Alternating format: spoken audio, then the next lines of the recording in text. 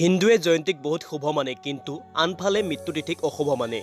ৰামায়ণক মহাভাৰততকৈ অধিক পূজা কৰা দেখা যায়, কাৰণ ৰামায়ণত ৰামৰ জন্মৰ কথা আছে, কিন্তু মহাভাৰতত ভগৱান শ্ৰীকৃষ্ণৰ জন্মৰ কথা ক'তো উল্লেখ নাই। অধিক মান সন্মানটো ভাগৱত পুৰাণক দিয়া যায়, কাৰণ তাত শ্ৰীকৃষ্ণৰ জন্মৰ বৰ্ণনা আছে। সমগ্ৰ বিশ্বত হিন্দুৱে মৃত্যুক অশুভ মানে আৰু জন্মক শুভ মানে, কিন্তু ইয়াৰ কাৰণটো কি? আজিৰ আমাৰ এই ভিডিঅ'টোত ইয়াৰ বিষয়ে ভালকৈ জানিম। নমস্কাৰ আৰু আপোনালোকক ভাগ্যফললৈ স্বাগত।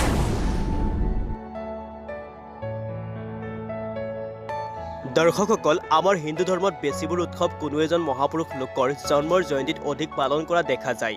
ইয়াৰ লগতে যদি কোনো এজন ৰাক্ষসৰ মৃত্যু হয়, তেনেহ'লে তেওঁৰ মৃত্যু তিথিত উৎসৱ পালন কৰা দেখা যায়। যিদৰে ভগৱান ৰাম, শ্ৰীকৃষ্ণ আৰু হনুমানৰ জন্ম জয়ন্তীত পালন কৰে, তদ্ৰুপ দুৰ্গা মাতাৰ হাতত মহিষাসুৰৰ বধ আৰু ভগৱান ৰামৰ হাতত ৰাৱণৰ বধৰ এক উৎসৱ পালন কৰা দেখা যায়। খ্ৰীষ্টান আৰু মুছলমানসকলৰ উৎসৱ পাৰ্বণৰ ধাৰণাটো হিন্দু ধৰ্মতকৈ বহুত বেলেগ হয়। তেওঁলোকেতো বহুবোৰ উৎসৱ মৃত্যু দিৱসতো উদযাপন কৰে। যেনেদৰে খ্ৰীষ্টান ধৰ্মত যীশুখ্ৰীষ্টৰ মৃত্যুৰ তিথিত গুড ফ্ৰাইডে নামেৰে উদযাপন কৰে, আনফালে মুছলমানসকলে মহম্মদ চাহাবৰ জোঁৱায়েকৰ মৃত্যু তিথিক মহৰম নামেৰে উদযাপন কৰে। আমাৰ বেদত লিখা আছে, শৰীৰ নেশ্বৰ কিন্তু আত্মা নহয়। আত্মা এটা শৰীৰত প্ৰৱেশ কৰে তথা শৰীৰটোক ত্যাগ কৰাৰ পিছত আন এটা শৰীৰলৈ যোৱাৰ প্ৰচেষ্টা চলায়। মনুষ্যৰ জীৱনটো মূল উদ্দেশ্য হৈছে পৰম চেতনা প্ৰাপ্ত কৰি পৰমাত্মাক লগ কৰা। জন্মৰ সময়ত সেই পৰম চেতনাক প্ৰাপ্ত কৰাৰ প্ৰতিটো আত্মাৰে ঈশ্বৰে সুবিধা দিয়ে, যিটো মৃত্যুৰ লগত সমাপ্ত হয়, যাৰ বাবে হিন্দু ধৰ্মত মৃত্যুক অশুভ আৰু জন্মক শুভ মানে।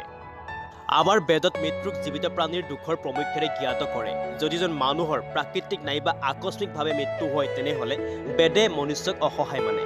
ইয়াৰ বাহিৰে বেদে এইটো কয় যে মৃত্যুতকৈ অধিক কোনো সত্যই হ'ব নোৱাৰে। যেতিয়ালৈকে এজন মনুষ্যৰ জন্ম আৰু মৃত্যুৰ চক্ৰত বন্দী নহয়, তেতিয়ালৈকে মৃত্যু জীৱনৰ এক অনিবাৰ্য অংগ হয়। কাৰণ মৃত্যুৱেই হয় যিটো সকলোৰে লগত বিলীন হৈ আছে। মৃত্যুৱেই হয় যিটো জীৱনতকৈ প্ৰথম আহিছে, আৰুতো মৃত্যুৱেই হয় যিয়ে এটা জীৱন নষ্ট কৰি নতুন জীৱনৰ গঠন কৰে। মৃত্যুৱে জীৱনৰ প্ৰবাহ সদায় সমাপ্ত কৰি ৰাখিছে, আৰু মৃত্যুৱে এটা অৱস্থাৰ পৰা আন এটা অৱস্থালৈ লৈ গৈছে। প্ৰতিটো ধৰ্মতে মৃত্যু তিথিটোক এদিন হ'লেও মানে। হিন্দুৱে 10 দিনৰ পৰা 16 দিনলৈ মানে, য'ত মৃত্যু লোকজনৰ আত্মাৰ সদ্গতিৰ বাবে নানান ৰীতি ৰিৱাজৰ কৰ্ম কৰে, ঘৰত নানান ব্যঞ্জন বনায় আৰু ব্ৰাহ্মণসকলক দান দক্ষিণাও দিয়ে।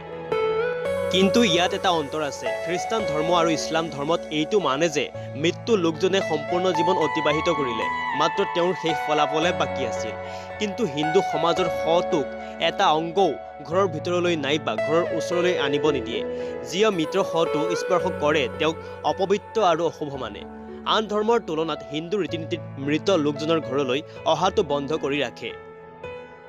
বন্ধুসকল, মৃত্যু ভয় খাব লগা আশংকা নহয়, কাৰণ ই আমাৰ জীৱনৰ এক অংগস্বৰূপ, যিটো জন্ম ল'লে এদিন হ'ব লাগিবই।